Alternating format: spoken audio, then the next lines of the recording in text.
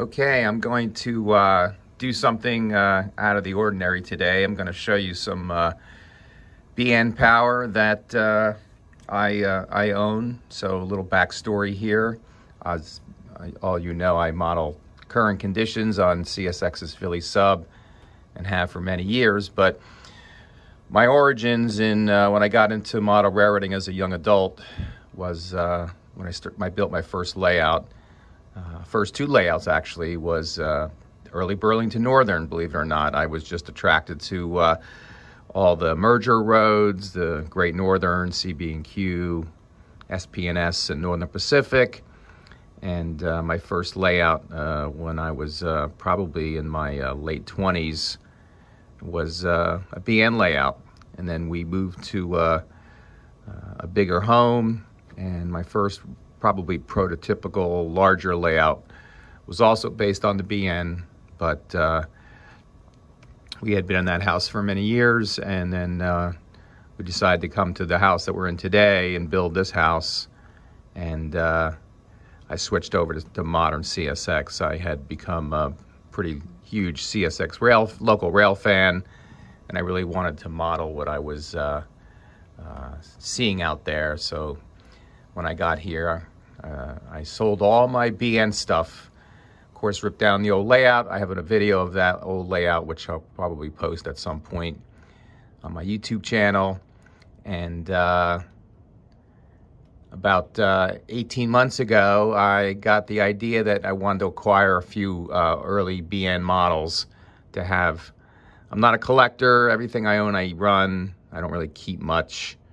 But I decided to do that again, so I acquired these two Bowser BN or SP&S C636s, and I put lock sound in them, 5, and Bowser actually had a kit that you could get for free because the original models sat too high up, so they came with new trucks, new fuel tank. So I put those in, and then I went ahead and put lock sound in, and then they were weathered to look like the prototype. So I have two, one in the obviously the SP&S colors, and then one painted in BN. So we'll take a look at that. That's the she's a beauty. That's the SP&S one. And then here is the BN one. Get back a little bit there. And then lastly, a good friend of mine, Mike Minatelli, custom built this C425 to 42s, 52s spec. And then this unit was custom painted as so I've left this one alone for now. I'm not going to weather it at this point. I may change my mind later, but it's going to represent a unit that had just been repainted from SP&S. And you can see here that unit came out very nice. So that's the 425, 636. They're just really great units. I also put a newer motor in these 636 that Bowser have because the original motors were pretty weak.